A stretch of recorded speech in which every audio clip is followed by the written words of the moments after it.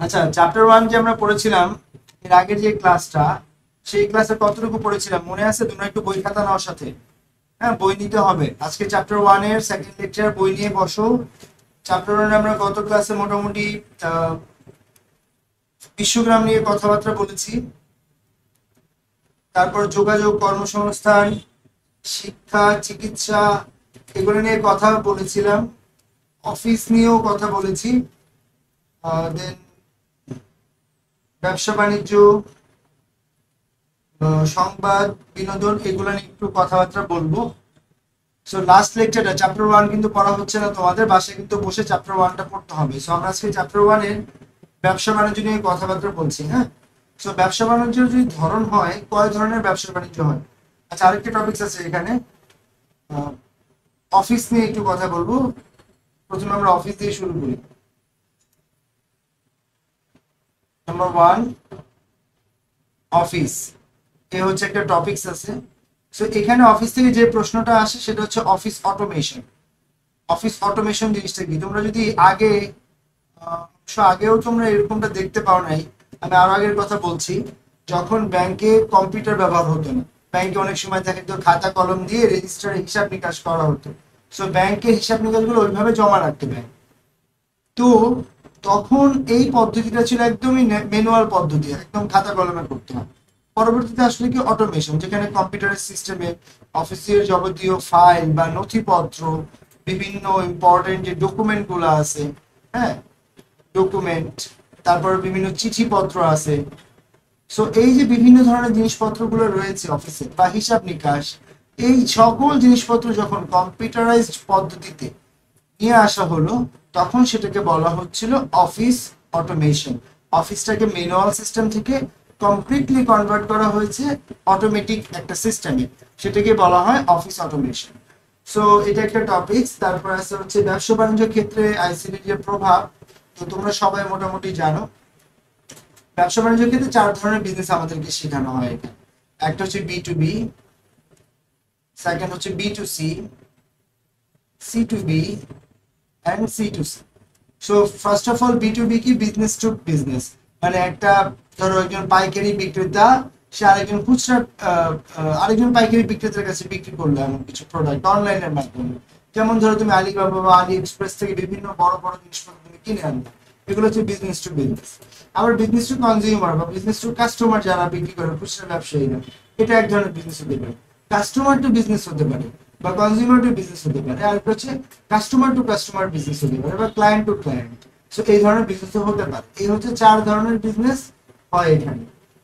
আচ্ছা, তারপর আমরা যেটা যাব সংবাদ নিয়ে। সংবাদের ক্ষেত্রে আমরা মিডিয়ার কথা বলি, যে বিভিন্ন ধরনের নিউজ মিডিয়া আছে, সংবাদপত্র অনলাইন, যেমন তোমরা প্রথম আলো সংবাদপত্র অনলাইনে পড়তে পারো। তারপর আবার শাপলা নামে একটা সংবাদপত্র আছে। তারপর আছে তোমার হচ্ছে দৈনিক ইত্তেফাক, ডেইলি স্টার, এই ধরনের বিভিন্ন ধরনের নিউজ অনলাইন পোর্টাল আছে।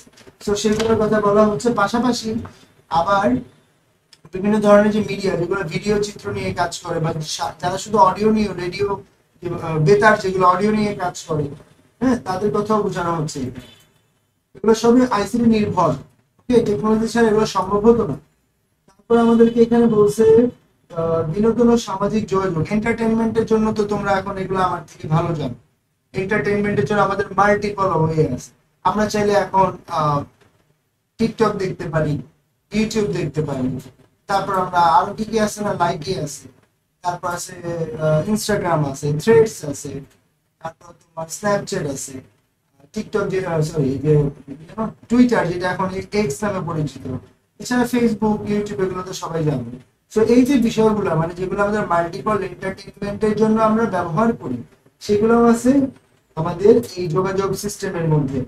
বাট এর সাথে সবথেকে গুরুত্বপূর্ণ যেটা, সেটা হচ্ছে এটার ফলে আমাদের সাংস্কৃতিক বিনিময় হয়ে যাচ্ছে।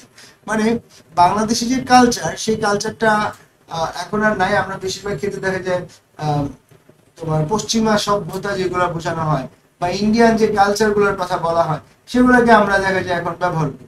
যেমন দেখবো বেশিরভাগ সময় আমরা দেখি এখন যে এই 16ই ডিসেম্বর বলো বা 21শে ফেব্রুয়ারি বলো, এই সকল দিনগুলোতে পাড়া মহল্লা বিভিন্ন ধরনের কনসার্টের আয়োজন করা হয় এবং এইসব জায়গায় ব্যবহার করা হয় আবার হিন্দি গান বা ইংলিশ গান।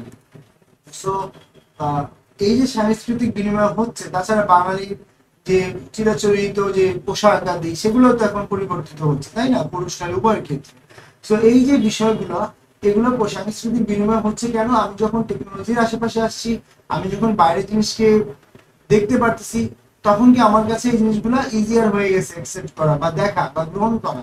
তো এইগুলোই হচ্ছে সাংস্কৃতিক বিনিময়ের ঘটনা। আচ্ছা, আমরা এতক্ষণ যে টপিকস গুলো পড়েছি, এগুলো থেকে 1 মার্কসের প্রশ্ন হয়, কখনো কখনো আসে, কখনো কখনো আসে না। এখান থেকে গুরুত্বপূর্ণ যে প্রশ্নটা হয়, তথ্য ও যোগাযোগ প্রযুক্তি ব্যবহারের নৈতিকতা। হ্যাঁ, এই নামে একটা টপিকস পাবা, নৈতিকতা। সেই নৈতিকতাটা পড়বা। এটা সবকিছুর দুইটা সাইড থাকে, পজিটিভ অ্যান্ড নেগেটিভ। সো আমাদেরকে দুইটা সাইডকে বিবেচনা করেই পড়তে হবে। আচ্ছা, বাইশে কিছু বলতে চাচ্ছ আয়শা? মাইক্রোফোনটা অফ করো যদি তোমার কোনো কোশ্চেন না থাকে। Maisha, mute your microphone. Okay, so আমরা এখন যে টপিকসটা নিয়ে মেইনলি পড়াশোনা করব, যেটাতে বেশিরভাগ সময় প্রশ্ন হয় 4 মার্কসের জন্য বলো বা 3 মার্কসের জন্য বলো, এই টপিকসটার নাম হচ্ছে ভার্চুয়াল রিয়েলিটি বা আপেক্ষিক বাস্তবতা। খুবই গুরুত্বপূর্ণ একটা টপিক। হ্যাঁ, ভালো করে খেয়াল করো। ভার্চুয়াল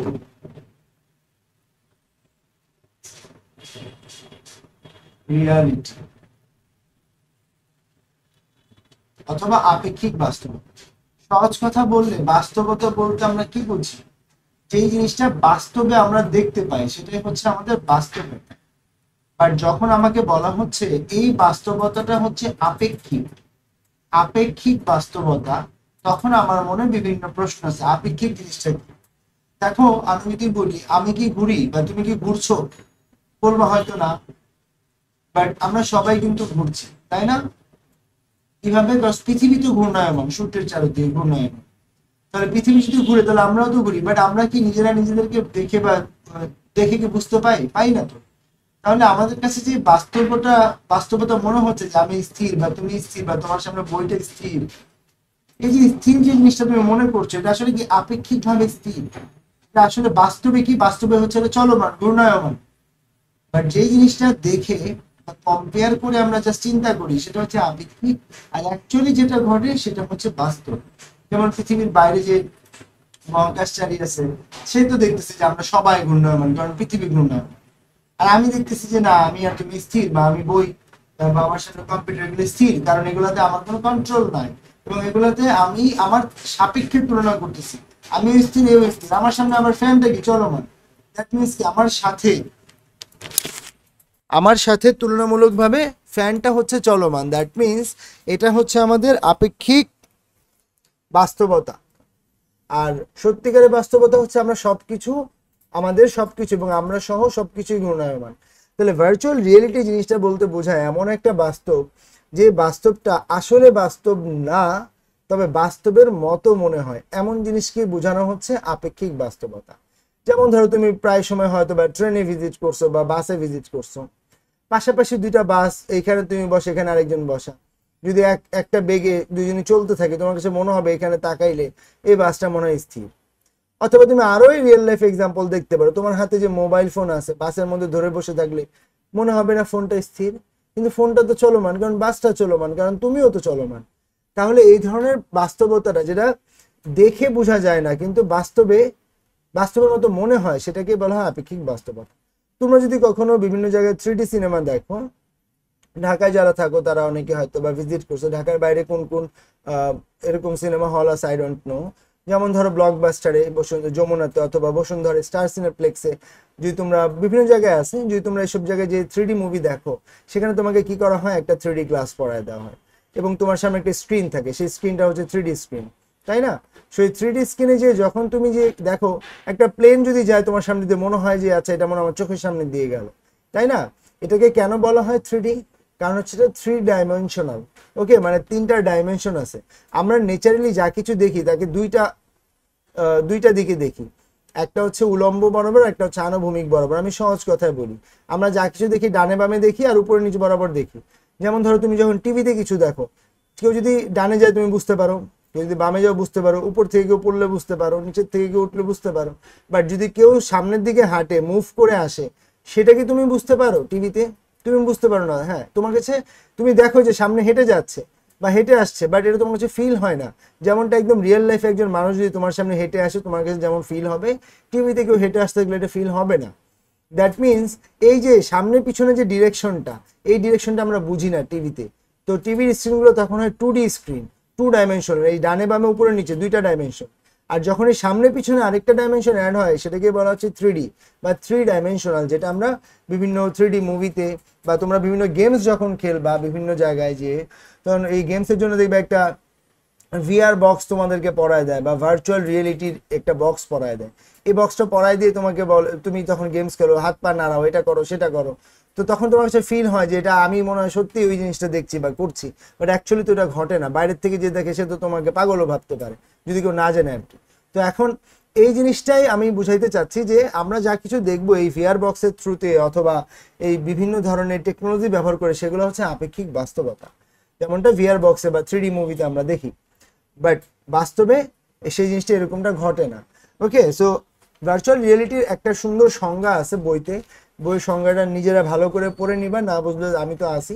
এখানে এই শব্দগুলোর দ্বারাই বলা আছে যে কোনো একটা জিনিসকে তুমি এমন একটা স্ক্রিনে দেখবে যেটা বাস্তবের মতো তোমাকে অনুভূতি প্রদান করবে, এবং একটা ত্রিমাত্রিক, 3 ডাইমেনশন মানে মাত্রা, 3 মানে কি 3, সো ত্রিমাত্রিক একটা ডাইমেনশন বা একটা ত্রিমাত্রিক একটা কাঠামো তৈরি করবে এবং তোমাকে দেখাবে, যেটা মানুষের একদম বাস্তব অনুভূতির মতো কাজ করবে। এই জিনিসটাকে বলা হচ্ছে 3D বা ত্রিমাত্রিক। আর 3D জিনিস নিয়ে যা কিছু গঠিত হবে সেগুলো আপেক্ষিক বাস্তবতা, যাকে আমরা বলি ভার্চুয়াল রিয়েলিটি। সো এই ভার্চুয়াল রিয়েলিটি তৈরির জন্য আমাদের উপাদান কি কি প্রয়োজন? আমাদের এখানে 4টে এলিমেন্ট প্রয়োজন। আমরা যেমন বিশ্বগ্রামের জন্য 5টা এলিমেন্টের কথা বলেছিলাম। কি কি বলেছিলাম মনে আছে? এইচএসসি ডিসি বলছিলাম। বিশ্বগ্রামের উপাদান গ্লোবাল ভিলেজ, সংক্ষেপে লিখছি গ্লোবাল ভিলেজ এলিমেন্ট ছিল 5টা। একটা ছিল H hardware, S A software, সিতে ছিল কানেক্টিভিটি, ডিতে ছিল ডেটা এবং সিতে ছিল ক্যাপাসিটি। এই ছিল এইচএসসি ডিসি। সো এটার সাথে আমি কম্পেয়ার করে মিলায় দিই ভার্চুয়াল রিয়েলিটির উপাদান কি। এখানে যেটা ছিল হার্ডওয়্যার মানে আমার যে ডিভাইস, এখানে এই জিনিসটাকে বলা হয় ইফেক্টর। 2 নাম্বার, আমার এখানে যেটা সফটওয়্যার ছিল, এখানে এটাকে বলা হয় অ্যাপ্লিকেশন। তাহলে আমরা 2টা জিনিস বুঝলাম। 3 হচ্ছে রিয়েলিটি সিমুলেটর।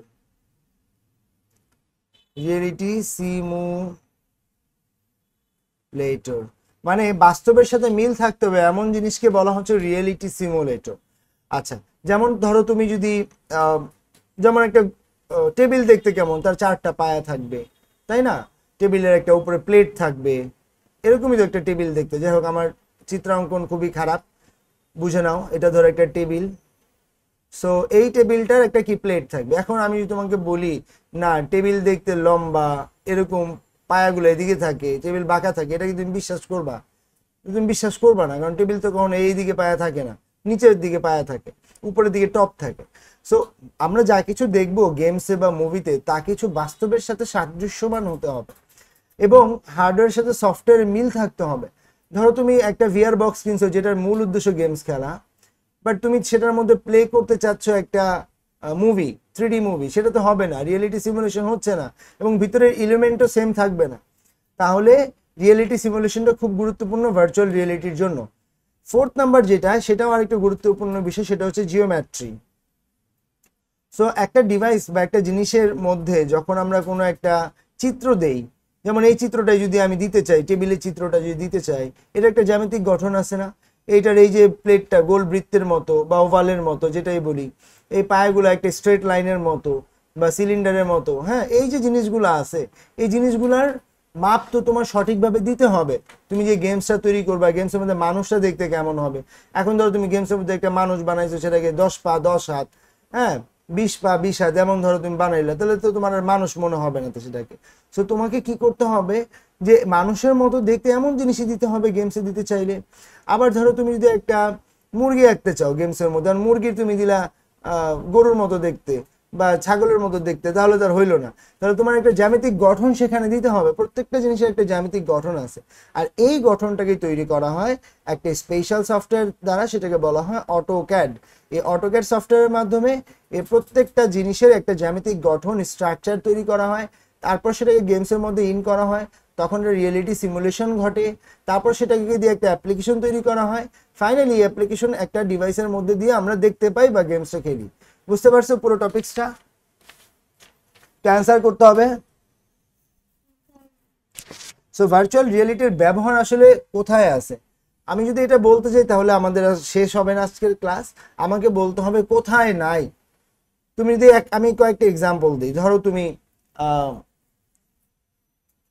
গেমস খেলতেছো, গেম শিল্পে আছে ভিআর বক্স ব্যবহার করে, সিনেমা শিল্পে আছে 3D মুভির ক্ষেত্রে, যেগুলো আমরা তখন দেখলাম সেগুলো নিয়ে একটু একটু কথা বলি। সিনেমা শিল্পে আছে বা মুভিস। তারপর আছে কোথায়? তারপর দেখো বিভিন্ন ধরনের এই যে এক্স রে বা বিভিন্ন ধরনের তুমি টেস্ট করো, টেস্টের রিপোর্টগুলা। কারণ একটা এক্স রে করতে গেলে মানুষে কি করে, ধরো কেউ একজন হাতের হাড় ভেঙে গেছে, সে এখন এক্স রে করার জন্য কি তার হাত কেটে হাড্ডি বের করে ছবি তুলে আবার ফিট করা হয়? সেটা তো করে না। তাহলে কি করে, একটা এক্স রে, এক ধরনের আলোক রশ্মি, এক্স রশ্মিটাকে এতটা তীব্র যে সেটাকে যখন কোনো একটা অবজেক্টের উপরে রাখা হয়, কোনো একটা কিছু রাখা হয় তার নিচে, এই এক্স রে রশ্মির নিচে, তখন কি হয়, সে একদম ভিতরে যে তার গঠনটা নিয়ে আসতে পারে বা পিক করতে পারে, তাই না? তাহলে এই যে এক্স রে, এইটা তো বাস্তবের মতোই তোমাকে হাড়ের গঠন দেখাচ্ছে, যেটা অ্যাকচুয়ালি তোমাকে কাটাছেড়া করা লাগে নাই। তাহলে এটা এক ধরনের ভিআর বা ভার্চুয়াল রিয়েলিটি, আপেক্ষিক বাস্তবতা, যেটা বাস্তবের মতোই দেখা যাচ্ছে। তারপর আছে কি তোমার বিভিন্ন ধরনের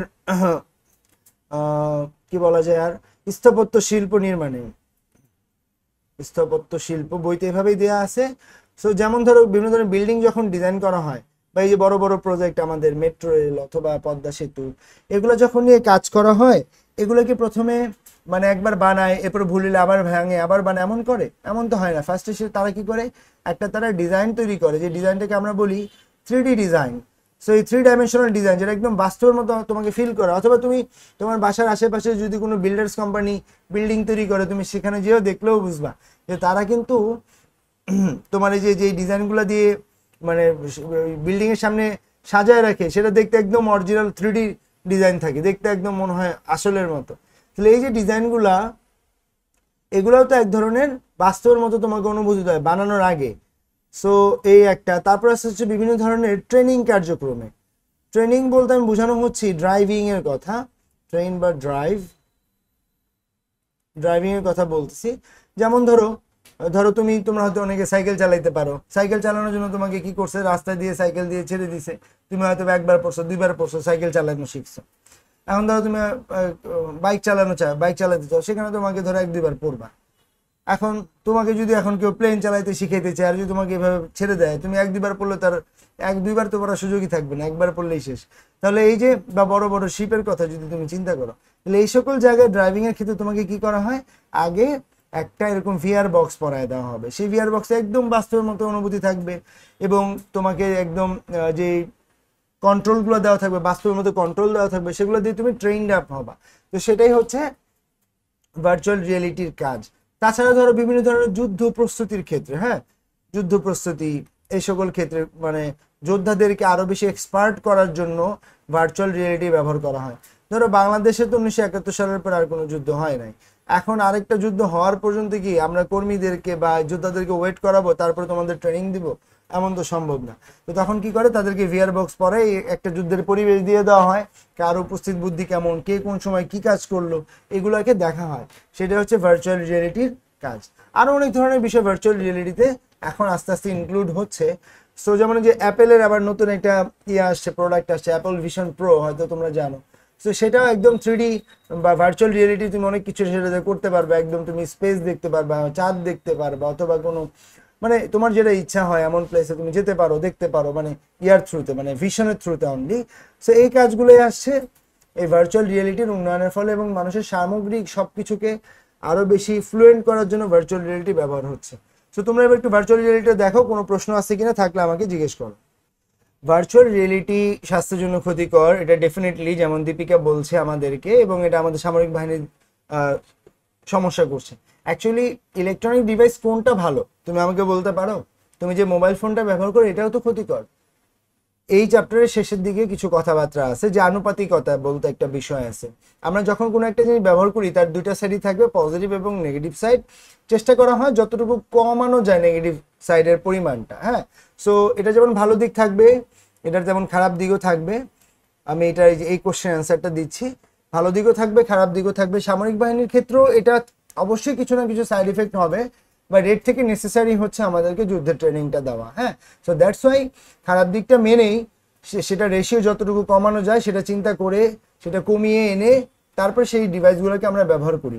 এই যে আমরা সিম্পল বিষয় ওয়াইফাইটা ব্যবহার করি, ওয়াইফাই যে রেডিয়েশন বা মোবাইলের যে রেডিয়েশন, এটা কি আমাদের দেহে প্রবেশ করে না? তোমার ফোনটা যদি ওয়াইফাই সিগনালে ফুল দেখায়, দ্যাট মিনস তুমিও তো ওয়াইফাই সিগনালে ফুল নিয়ে আসো। দ্যাট মিনস এই সিগন্যালটা তোমার বডিতে ইফেক্ট করতেছে না? আগে একটা জায়গায় মানুষের ক্যান্সারের পরিমাণ কতটুকু দেখতে, আর এখন দেখো কত হিউজ বাড়ছে।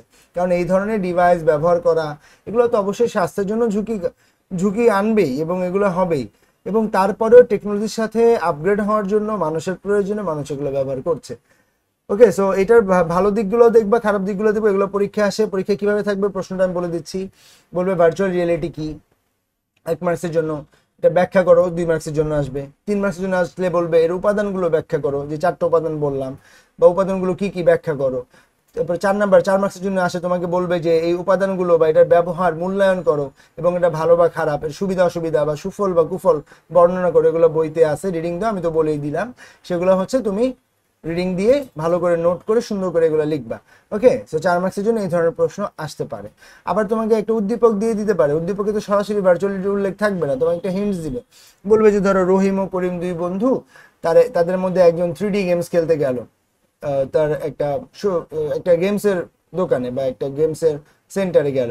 সো সে 3D গেমস খেললো এবং তার বন্ধু পাশে বসে তার গেমস খেলা দেখছিল। এখন তোমাকে এসে বললো যে এই যে 3D গেমস খেলো, এটা কোন উপাদানকে মূল্যায়ন বা কোন উপাদানকে নির্দেশ করে তার ব্যাখ্যা কর। তোমাকে ধরতে হবে 3D গেমস শব্দটা শুনে যে এটা ভার্চুয়াল রিয়েলিটির কথা বলছে। আরো ছোটখাটো সিলি বিষয় দেওয়া থাকতে পারে, তো সেগুলো দেখে তোমার চিন্তা হবে আসলে কোন উপাদান নিয়ে তোমাকে প্রশ্নটা করা হয়েছে। প্রথম আর দ্বিতীয় চ্যাপ্টারে কিন্তু থিওরি, বাট এই থিওরি হলো অনেক এখানে কনসেপচুয়াল প্রশ্ন হয়। তো তোমাকে একদম ট্রান্সপারেন্ট যদি আইডিয়া না থাকে তুমি কিন্তু টপিক্সই ধরতে পারবে না। এবং মোস্ট অফ দ্য কেসে দেখবা অনেক কিছু আছে সিমিলার। তোমাকে ভার্চুয়াল রিয়েলিটি আর ন্যানো টেকনোলজি দেখলে মনে হবে আচ্ছা এই দুইটাই তো মনে হয় প্রায় সেম, কোনটার কথা বলতেছে। সো এই টপিকসগুলো আমরা আস্তে আস্তে আসবো, আমরা ধরাই দিব কোন কোন জায়গায় কোন কোন শব্দ দেখে চিনতে হবে। যেমন ভার্চুয়াল রিয়েলিটি সবকিছু আপেক্ষিক নিয়ে থাকবে, এই যে এক্সাম্পলগুলো দেখলাম এগুলো নিয়ে আমাদেরকে পড়তে হবে। 2017 সালে বোর্ড পরীক্ষার প্রশ্ন মনে একটা প্রশ্ন ছিল এরকম যে প্রাক ড্রাইভিং শেখানো হয়। আমি কথাটা লিখি, প্রাক ড্রাইভিং প্রশিক্ষণ বলতে কি বুঝো? সো এই যে কথাটা আছে প্রাক ড্রাইভিং, এখন তোমরা তো অনেকেই বলতেই পারবে না এটা আমরা যে পড়ায় ফেলছি। এই যে দেখো ড্রাইভিং, মেইন ড্রাইভিং এর আগে তুমি যে মোবাইল ফোনে রিচার্জ করো এটাকে কি বলা হয়? প্রিপেইড বলো না? প্রিপেইড। পরীক্ষা যদি দাও প্রি টেস্ট মানে কি প্রাক নির্বাচনী, প্রিপেইড মানে কি প্রাক মূল্য পরিশোধ, ব্যাপারটা এরকম। মানে প্রিপেইড আগে থেকে যেটা পেইড করা হয়। তাহলে প্রি ড্রাইভিং এটা বাংলায় হচ্ছে প্রাক ড্রাইভিং, যেটা বাস্তবে ড্রাইভিং করার আগে তাকে ভার্চুয়ালি যে ড্রাইভিংটা শেখানো হয় এটাকে বলে প্রাক ড্রাইভিং। সো এই যে এই ধরনের বাংলা ইংরেজি মিক্স আপ কোশ্চেন থাকতে পারে এবং তোমার দেখে চিনতে হবে আসলে কোন প্রশ্নের কথা বলা হচ্ছে। সো এই গেল আমাদের ভার্চুয়াল রিয়েলিটি টপিকস।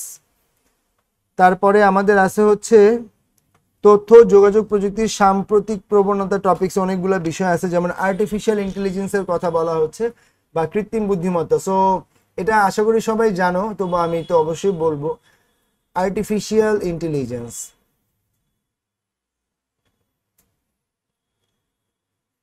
সংক্ষেপে রাখলাম আর্টিফিশিয়াল ইন্টেলিজেন্স। এই জিনিসটা বলতে অ্যাকচুয়ালি কি বোঝায়? একটা মানুষের বুদ্ধি যেমন এটা হচ্ছে তার ন্যাচারাল ইন্টেলিজেন্স, তাই না? বাট একটা ডিভাইস সে তো আর বাই বর্ন হয় না, তাকে তো তৈরি করতে হয়, তাকে ক্রিয়েট করতে হয়, সে বর্ন করে না। সো ডিভাইসের যখন একটা বুদ্ধির প্রসঙ্গ আসে তখন সেটাকে বলা হচ্ছে আর্টিফিশিয়াল ইন্টেলিজেন্স। যেমন আমরা এখন সবাই জানি চ্যাট জিপিটির কথা। চ্যাট জিপিটি যেমন তোমার একটা পার্সোনাল এআই বা পার্সোনাল আর্টিফিশিয়াল ইন্টেলিজেন্স হিসেবে কাজ করে, তোমার প্রশ্ন উত্তর দিচ্ছে, সবকিছু বলতেছে, এটাই হচ্ছে চ্যাট জিপিটির কাজ, রাইট? অ্যাজ ওয়েল অ্যাজ তুমি যদি খেয়াল করো যে আমাদের এখন ডিজিটাল সময়ে অনেক ধরনের ডিভাইস তৈরি হয়েছে যেগুলো মানুষের প্রয়োজন বুঝে। হ্যাঁ, এই যে জিনিসগুলো এগুলোও কি একটা আর্টিফিশিয়াল ইন্টেলিজেন্স।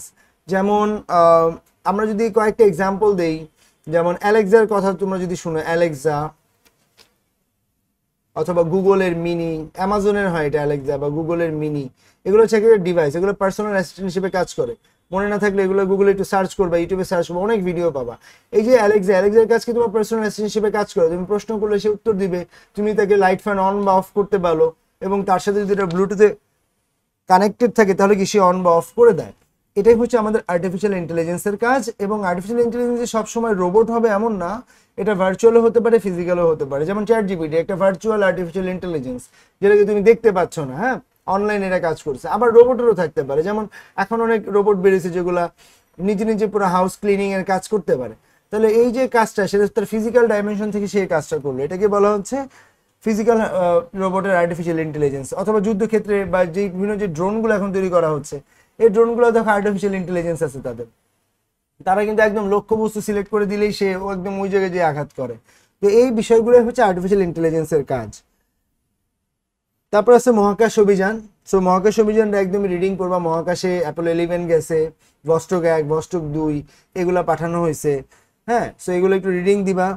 চাঁদের প্রথম গেছিল নীল আর্মস্ট্রং, সো এই বিষয়গুলো ওখানে আছে, এগুলো একটু রিডিং দিবা, তাইলেই হবে। এগুলো থেকে তেমন প্রশ্ন হয় না।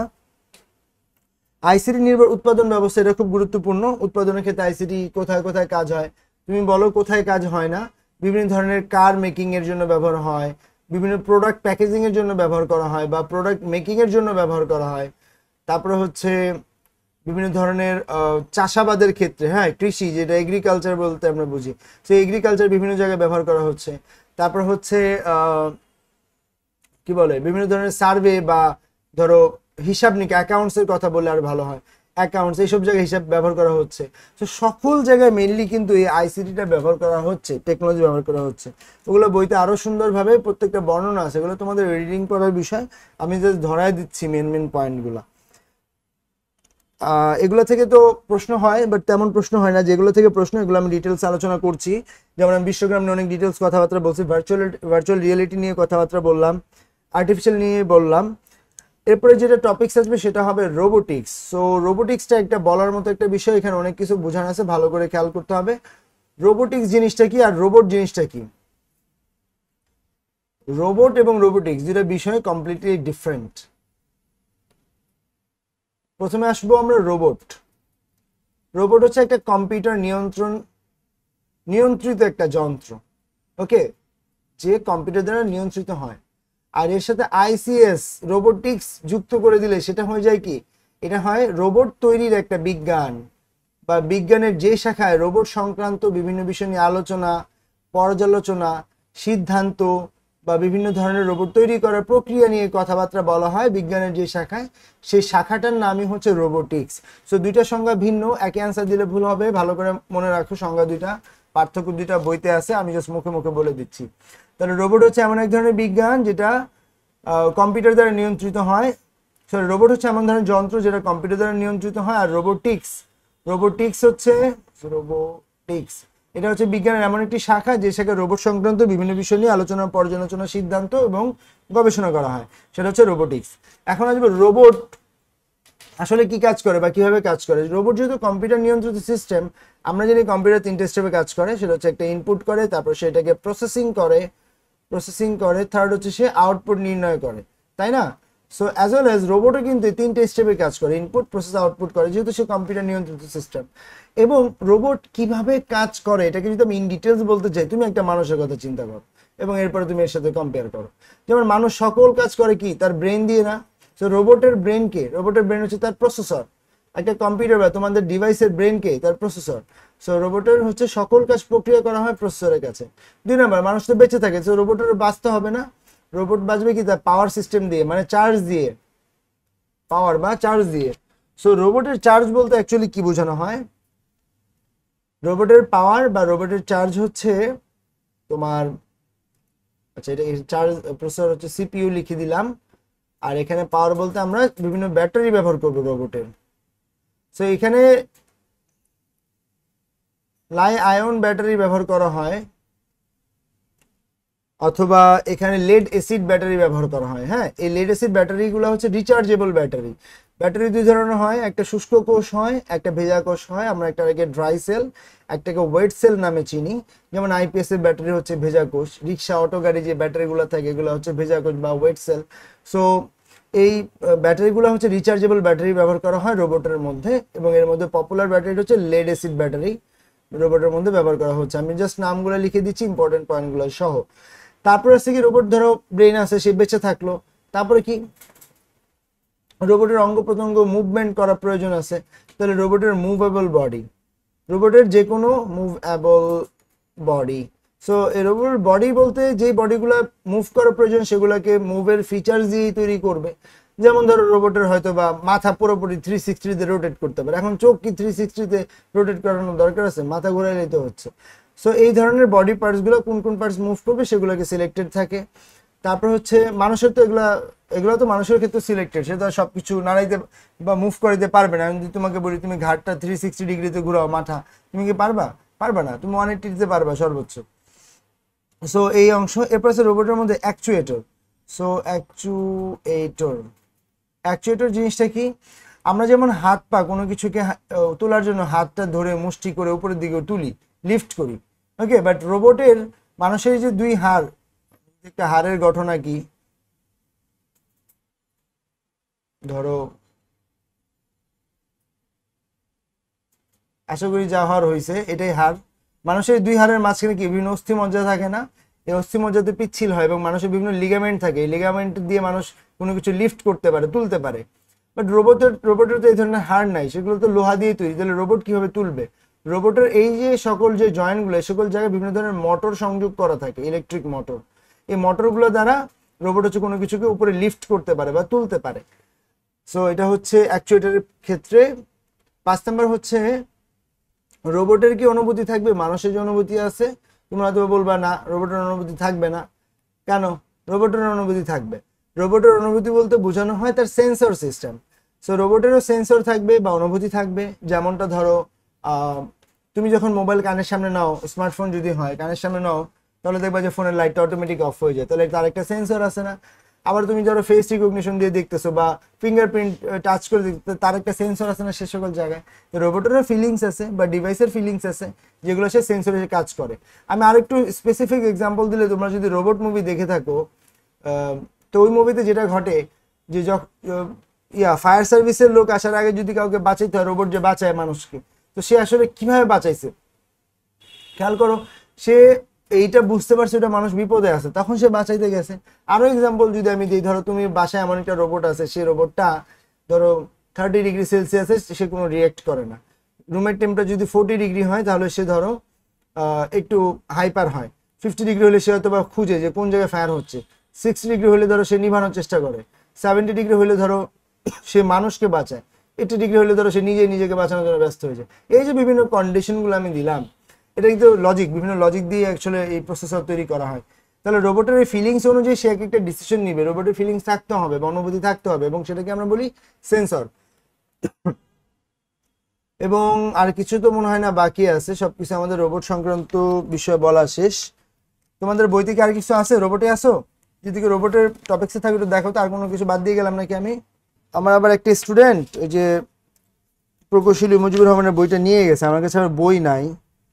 So that is the problem. ও আবার পরীক্ষা দিবে বললো স্যার একটু বইটা নেই। আচ্ছা, ম্যানিপুলেশন বলতে রোবটের একটা বিষয় আছে। সো রোবট অ্যাপিয়ারেন্স, আচ্ছা রোবটের অ্যাপিয়ারেন্স হচ্ছে রোবট দেখতে কেমন হবে অ্যাকচুয়ালি। সো রোবটের তো এক একটা রোবট এক এক রকম হতে পারে, আমি এই টপিক্সে আসবো। রোবটের মধ্যে মানে রোবট যেভাবে কাজ করে এর মধ্যে যেগুলো আছে, এর মধ্যে একটা নাম হচ্ছে রোবটের ম্যানিপুলেশন থাকতে হবে। মানে রোবট পরিস্থিতি বুঝে ডিসিশন নেওয়ার ক্ষমতা থাকতে হবে, ম্যানিপুলেশন বলি আমরা। পরিস্থিতি বুঝে কাজ করবে। যেমন ধরো তুমি রোবটকে বললা যে 1 গ্লাস পানি আনতে, বা তোমাকে পানি খাওয়াইতে বললা, রোবট কি করলো? ওয়াশরুম থেকে 1 বালতি পানি নিয়ে আসলো। তাহলে কি রোবট পরিস্থিতি বুঝে কাজ করলো? আবার ধরো তুমি রোবটকে বললা যে সে যেন তোমাকে পানিটা দিয়ে যায়, এখন তুমি দোতলায় আসো, রোবট কি করলো? এই একতলা সিঁড়ি ধরো বাউন্ডারি নেই, সে ধরো হাতটার দিক দিয়ে পড়েই গেল, তাহলে কি সে অবস্থা বুঝে ডিসিশন নিতে পারলো না? তাহলে রোবটের ম্যানিপুলেশন থাকতে হবে, অবস্থা বুঝে ডিসিশন নেওয়ার ক্ষমতা থাকতে হবে। আচ্ছা, সো রোবট ব্যবহারের অনেক সুবিধা আছে, অনেক অসুবিধা আছে, সেগুলো রিডিং দেওয়ার বিষয়, একবার রিডিং দিলেই বুঝতে পারবা। মেইন যে বিষয়টা রোবট দেখতে কেমন হয় এবং কে কে কাজ করতেছে রোবট নিয়ে, এগুলো নিয়ে আমি একটু কথাবার্তা বলবো। রোবট দেখতে মানুষের মতো হতে পারে, মানুষের মতো যদি হয় সেটার নাম হবে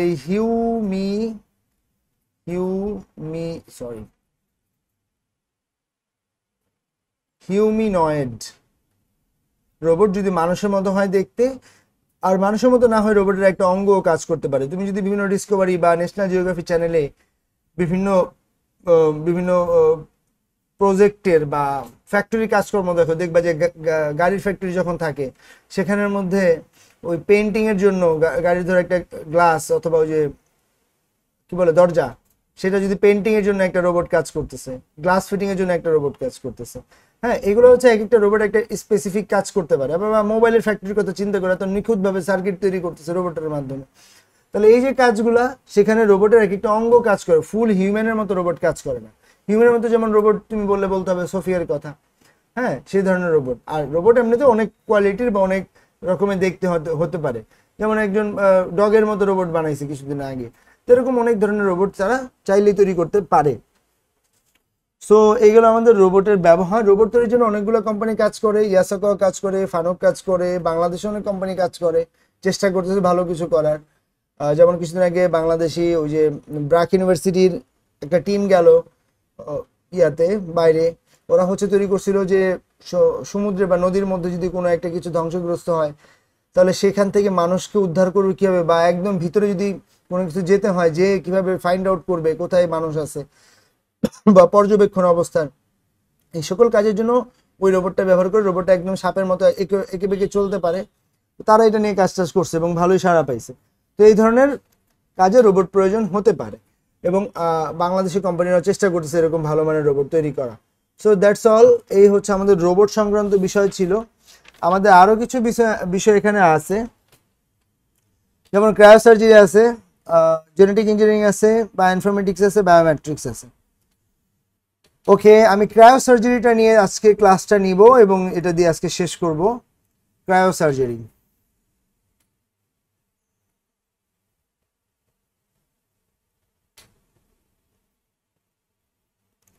সো ক্রায়োসার্জারি জিনিসটা কি, একদম সহজ কথা যদি বলি, ধরো কোনো একটা জায়গায় একটা মানুষের অপারেশন করতে হবে। সাধারণত টিউমারের ক্ষেত্রে এই কথাটা হয়, টিউমারের থেকে কিন্তু ক্যান্সার তৈরি হয়। সো এই যে টিউমার, এই টিউমারের মধ্যে সাধারণত দুই ধরনের ভাইরাস থাকে, একটা হচ্ছে E6, একটা হচ্ছে E7। এই দুই ধরনের ভাইরাস থাকে টিউমারের মধ্যে, যেখান থেকে মানুষের ক্যান্সার তৈরি হয়। এখন ধরো কারো একজনের হাতে টিউমার হয়েছে, হাতে ধরো কোনো একটা অংশে টিউমার, আমি একটু হাত আঁকার চেষ্টা করি।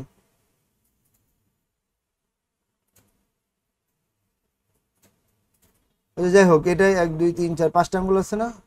হ্যাঁ 5টা আঙ্গুল আছে। ধরো এটা মানুষের একজনের হাত। এখন এই হাতের এই জায়গাটা ধরো একটা টিউমার হয়েছে। এখন এই যে টিউমারটা, এটাকে ধরো কাটা ছেঁড়া যদি করতে যায় তাহলে মানে অনেক চান্স আছে যে টিউমারটা থেকে ভাইরাসটা পুরো বডিতে ছড়ায় পড়ে। তো এই জন্য আমাদের কাজ কি, যেন ছড়ায় না পড়ে এবং এই অপারেশনটা করানো যায়, এই জন্য এখানে ক্রায়োসার্জারি ব্যবহার করা হয়। তো ক্রায়োসার্জারি মেনলি হচ্ছে এমন একটা চিকিৎসা পদ্ধতি যেখানে কাটাছেঁড়া ভাবে একটা জিনিসকে ধ্বংস করা যায়। এখন এটার জন্য অত্যাধিক শীতল তাপমাত্রা প্রয়োজন, মানে শীতল করতে হবে। কখনো মানুষ মারা গেলে তাকে ধরছো, সে দেখবে তার বডি ঠান্ডা, ভয়টাই পায় না যারা একা আছে রুমে। সো মেনলি ঘটনা যেটা ঘটে, যদি একটা মানুষ মারা যায় তাহলে তার বডি ঠান্ডা হয় কেন? কারণ তার যে শরীরের রক্ত চলাচল সেটা থেমে যায়। রক্ত চলাচল থামে কেন? বডি তার তাপ ছেড়ে দেয়, সো বডিটা ঠান্ডা হয়ে যায়। তাহলে মানুষ বেঁচে থাকে কিসের মাধ্যমে? মানুষের বডি কি দিয়ে তৈরি? সেল দিয়ে তৈরি বা কোষ দিয়ে তৈরি। কোষগুলো বেঁচে থাকে, যার কারণে মানুষটা বেঁচে থাকে। কোষ মারা গেলে মানুষও মারা যায়। তাহলে খেয়াল করো, আমাকে যদি এই অংশে একটা ট্রিটমেন্ট করতে হয় এবং এই অংশটা তো কোষ দিয়ে তৈরি, কোষ বা টিস্যু আছে, টিস্যু আর কোষ দুটার মধ্যে পার্থক্য আছে। পার্থক্য আমি একটু বলে দিচ্ছি। কোষ হচ্ছে যদি একা থাকে, আর একসাথে যদি অনেকগুলো কোষ হয় এবং এক জায়গায় থাকে সেটাকে বলা হবে টিস্যু। বাংলায় আমরা বলি কি কলা। যারা সায়েন্সের স্টুডেন্ট তারা জানো, যারা আর্টস কমার্স তারা এখন জেনে নাও, তাদেরকে বলা হয় টিস্যু বা কলা। এখন এখানে বিষয়টা হচ্ছে এই যে কোষের কথা আমরা বলছি, এই কোষের মধ্যে ধরো এখানে একটা কোষ, এখানে টিউমার আছে। এখন এই জায়গাটা ট্রিটমেন্ট করতে হবে। তো কি করবে? প্রথমে এই জায়গাটা ফাইন্ড আউট করবে। তো ফাইন্ড আউট করলো, করার পরে এখন এই অংশটা থেকে তোমার বিভিন্ন ধরনের এই অংশকে ঠান্ডা করতে হবে। সো ঠান্ডা করার জন্য আমরা এবার হেল্প নিব কার? খেয়াল করো, মানুষ বেঁচে থাকে অক্সিজেন পেলে। অক্সিজেনের মাধ্যমে বডিতে রক্ত এবং অক্সিজেন একসাথে মিলে তৈরি করে অক্সি হিমোগ্লোবিন। আমরা জানি আমাদের ব্লাডটা লাল করে হচ্ছে হিমোগ্লোবিন। আর এই আমরা যখন এই হিমোগ্লোবিন বা প্রশ্বাস গ্রহণ করি তখন অক্সিজেন আর হিমোগ্লোবিন একসাথে মিলিত হয়ে তৈরি করে অক্সি হিমোগ্লোবিন। এই অক্সি হিমোগ্লোবিন বডিতে পৌঁছায়, সমস্ত জায়গায় পৌঁছায় সে কি করে? খেয়াল করো, প্রসেসটা খুবই সুন্দর। তুমি গ্রহণ করলো অক্সিজেন, মিলিত হয়ে তৈরি করলো অক্সি হিমোগ্লোবিন, সেটা বডির সমগ্র কোষের মধ্যে বা সেলের মধ্যে পৌঁছায়। এখানে অক্সিজেন দেয়, আবার এখান থেকে কার্বন ডাইঅক্সাইড নেয়, নিয়ে আবার ফুসফুসে নিয়ে আসে, ফুসফুসে বাতাসকে বাইরে বের করে দেয়, যেটাকে আমরা বলি নিঃশ্বাস।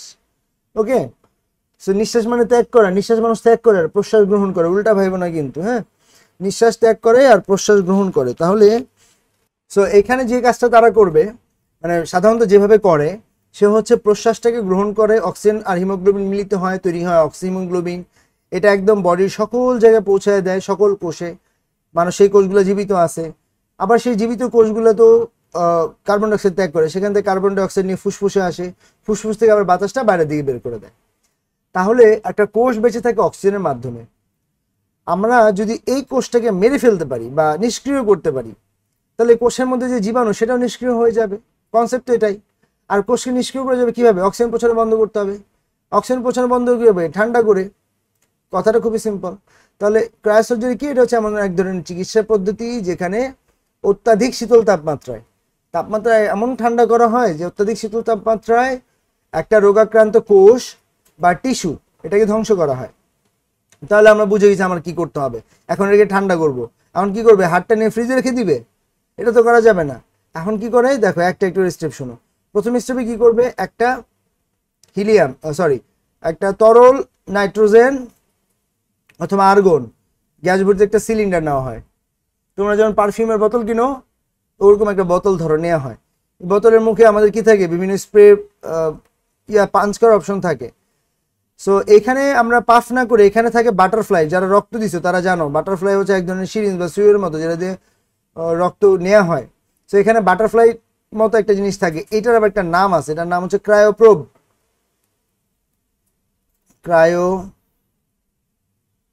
এটার নাম, সরি লেখাটা সুন্দর হচ্ছে না। ক্রায়োপ্রোব এই জিনিসটা আমার একটা লেকচারে দেওয়া আছে, আমি তোমাদেরকে সেই লেকচারের লিঙ্কটা দিয়ে দিব। ইউটিউবে ভিডিওটা পাবা, সবগুলো আমি নোট করে দিয়েছি। সো নাইট্রোজেন এবং আর্গন গ্যাস ভর্তি একটা সিলিন্ডার নেওয়া হয়। এই সিলিন্ডারের মধ্যে সিলিন্ডারটার মাথায় থাকে এক ধরনের সিরিঞ্জ, যেটা বাটারফ্লাইয়ের মতো, এটাকে বলা হয় ক্রায়োপ্রোব, এক ধরনের সুচ। এই সুচটা নিয়ে মানুষের সেই রোগাক্রান্ত টিস্যু বা কোষের মধ্যে প্রবেশ করে পাফ করে। সর্বত পাফ করলে ভিতরে ঢুকে যাবে নাইট্রোজেন আর আর্গন, যেই গ্যাসে নিবে সেটা ভিতরে ঢুকে যাবে। সো তারপরে কি হবে? এই গ্যাসের ক্ষমতা হচ্ছে সে দ্রুত ঠান্ডা করতে পারে। এখন আসো, সে ঠান্ডা করে কত ডিগ্রিতে? মানুষের দেহের স্বাভাবিক তাপমাত্রা 96 থেকে 104 ডিগ্রি থাকে জ্বর টর আসলে। এটা কি ফারেনহাইট স্কেলে থাকে। তাপমাত্রা পরিমাপের অনেকগুলো স্কেল আছে। ফারেনহাইট স্কেল আছে, সেলসিয়াস স্কেল আছে, কেলভিন স্কেল আছে, এগুলো স্ট্যান্ডার্ড স্কেল। এর মধ্যে আমরা ব্যবহার করি সেলসিয়াস স্কেল, জ্বর মাপার জন্য ব্যবহার করি ফারেনহাইট স্কেল, আর গবেষণায় ব্যবহার করা কেলভিন স্কেল। যাই হোক, যেটা বলতেছিলাম, আমাদের বডির স্বাভাবিক তাপমাত্রা 96 থেকে 104 ডিগ্রি ফারেনহাইট থাকে। আর এটাকে সেলসিয়াসে যদি তুমি নাও, মানে আমরা বলি সেলসিয়াসে 20 ডিগ্রি থেকে 40 ডিগ্রি সেলসিয়াস তাপমাত্রা থাকে সেলসিয়াস স্কেলে। সো এখন স্বাভাবিক তাপমাত্রা জ্বর আসলে হবে কত? 140 ডিগ্রি সেলসিয়াস, মানে 104 degree Fahrenheit, Celsius 40 degree Celsius. খেয়াল করে দেখো কথাটা। এটাকে যখন পাফ করা হয় এই টেম্পারেচার কমে। আমরা জানি কি 0 ডিগ্রি সেলসিয়াসে পানি বরফ হয়ে যায়। এখন আমি যদি -10 ডিগ্রি করি, পানি কি আরো শক্ত হবে বরফ? -100 ডিগ্রি করলে কি আরো বরফ হবে? যখন আমরা এটা পাফ করবো, এখানে টেম্পারেচার হয় -120 ডিগ্রি থেকে -165 ডিগ্রি সেলসিয়াস, 165 ডিগ্রি সেলসিয়াস। মানে বুঝতেই পারতেছো, যেটা সেলসিয়াস স্কেলে 40 ডিগ্রি হচ্ছে জ্বর, আর 0 ডিগ্রি তো বরফ। সেখানে বরফের টেম্পারেচার কত কম? -120 থেকে -165, মানে হিউজ ঠান্ডা হবে। এটা হয়তো সময় লাগবে কত জানো? মাত্র 12 সেকেন্ড। আচ্ছা, এবং এখানে ভাবতে পারো তাহলে বরফ তো মনে হয় পিরামিডের মতো হবে, কিন্তু না, বরফ হবে খুব কম, 5 থেকে 10 মিলিমিটার বরফের উচ্চতা হবে, যেটা খুবই ক্ষুদ্র, খুবই কম। তাহলে এই যে সেইটাকে করবে, এটা করলে কি হবে, জায়গাটা ঠান্ডা হয়ে যাবে। ইজিলি জায়গাটা যদি ঠান্ডা হয় তার মধ্যে অক্সিজেন চলাচল বন্ধ হয়ে যাবে। তো অক্সিজেন চলাচল যদি বন্ধ হয় তাহলে কি এই কোষটা নিষ্ক্রিয় হয়ে যাবে। এই কোষটা নিষ্ক্রিয় হয়ে গেলে কি হবে, এটার মধ্যে যে জীবাণু সেটা মারা যাবে। তোমরা জানো যে করোনা ভাইরাসে যারা মারা গেছে, তারা মারা যাওয়ার পরে তার বডির মধ্যে কিন্তু কোনো আর জীবাণু পায় নাই, কারণ জীবাণুটা মারা যাবে, কারণ এই ভাইরাস তো পরজীবী প্রাণী। সো এখানে কোষটা যদি নিষ্ক্রিয় হয় তাহলে ভাইরাসটা কি নিষ্ক্রিয় হয়ে যাবে। তারপরে আবার কি প্রসেস, এটাকে আবার দ্রুত স্বাভাবিক অবস্থায় আনতে হবে এই কোষটাকে। তখন আবার আরেকটা গ্যাসের হেল্প নেওয়া হয়, যে গ্যাসটার নাম হচ্ছে হিলিয়াম গ্যাস। এই হিলিয়াম গ্যাস কিন্তু সূর্যের মধ্যেও আছে, তাই সূর্য এত উত্তপ্ত। সো এখানে হিলিয়াম গ্যাস ভর্তি একটা সিলিন্ডার নেওয়া হয়, সেটাকে আবার সেই টিস্যুদের মধ্যে পাফ করা হয়। পাফ করলে কি হবে, এই টিস্যুটা পাফ করার সাথে সাথে সে আবার স্বাভাবিক তাপমাত্রায় আসবে। এখন আসলে স্বাভাবিক তাপমাত্রা কত, আমরা একটু আগে বলছি 20 ডিগ্রি থেকে 40 ডিগ্রি সেলসিয়াস মানুষের দেহে স্বাভাবিক তাপমাত্রা সেলসিয়াস স্কেলে। সো এটা স্বাভাবিক তাপমাত্রায় চলে আসবে। So that's it. সো স্বাভাবিক তাপমাত্রায় চলে আসলে আমি কি করলাম, আমি একটা জায়গাকে ঠান্ডা করলাম, মানে এত ঠান্ডা করলাম বা অত্যাধিক শীতল করলাম যে এই কোষটাকে ধ্বংস করলাম। তাহলে ক্রায়োসার্জারির সঙ্গে কি, ক্রায়োসার্জারি হচ্ছে এমন এক ধরনের সার্জারি যেখানে অত্যাধিক শীতল তাপমাত্রা ব্যবহার করে রোগাক্রান্ত কোনো কোষ বা টিস্যুকে ধ্বংস করা যায়, তাকে ক্রায়োসার্জারি বলে। That's it. এটা হলো এটার কার্যপ্রণালী বা বৈশিষ্ট্য। এখন তোমাদের কাজ হবে বৈশিষ্ট্য ভালো করে পড়া, বইতে পরীক্ষা আসলে এভাবেই লিখবা যেভাবে বললাম। বইটা রিডিং দিলে আরো ফ্লুয়েন্ট হয়ে যাবে, বইয়ের ভাষাটা বুঝবা কিভাবে লিখতে হবে। সুবিধার অসুবিধা নিয়ে হালকা করে বলে দিচ্ছি। সুবিধা হচ্ছে এটা খুব অল্প সময় হয়ে যায় এবং এটার জন্য কোনো কাটাছেঁড়া প্রয়োজন হয় না, আতঙ্কিত হওয়ার কোনো কারণ নাই। ডাক্তার নিজেও করতে পারে, তার অ্যাসিস্ট্যান্টকে দিয়েও করাইতে পারে, এমনকি এটা রোবটের মাধ্যমেও করানো যায়। সব থেকে অসুবিধার বিষয় হচ্ছে এটা যদি দেহের অভ্যন্তরে কোথাও করতে হয়, ধরো লিভার কিডনি এই ধরনের জায়গায় যদি কোথাও করতে হয়, তাহলে খুব সাবধানতা অবলম্বন করতে হবে। ছোটখাটো পরিবর্তনে মানুষের মৃত্যু পর্যন্ত ঘটতে পারে। সো এই গেল আমাদের যাবতীয় কথাবার্তা ক্রায়োসার্জারি নিয়ে। কারো কোনো সমস্যা আছে কিনা, থাকলে বলো, না থাকলে তাও বলো।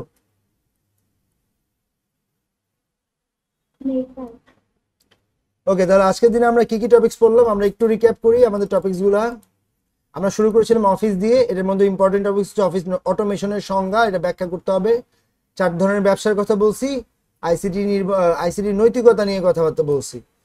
ভার্চুয়াল রিয়েলিটি নিয়ে কথাবার্তা বলছি, 4টা উপাদান বলছি, সুবিধা অসুবিধা বলছি, কোথায় কোথায় ব্যবহার হয় সেগুলো বলছি, পরীক্ষায় কি ধরনের বাংলা ইংরেজি মিক্স আপ কোশ্চেন হয় সেগুলো বলছি, কম্পেয়ার করছি এলিমেন্টস গুলোকে গ্লোবাল ভিলেজের সাথে। তারপর আমরা আর্টিফিশিয়াল ইন্টেলিজেন্স নিয়ে কথা বলছি, খুবই সিম্পল। তারপর আমরা রোবট নিয়ে কথা বলছি, রোবট কিভাবে কাজ করে, রোবটের মধ্যে কি কি জিনিস থাকে, কোনটার পর কোনটা করে, সুবিধা অসুবিধা কি, কোন কোন কোম্পানি রোবটে কাজ করে। আচ্ছা, ক্রায়োসার্জারি নিয়ে যদি কথা বলি, সেখানে আমরা বলছি কার্যপ্রণালী, গঠন, কেন ব্যবহার করব, সুবিধা এবং অসুবিধা। সো এইগুলো আমাদের আজকের টপিকস।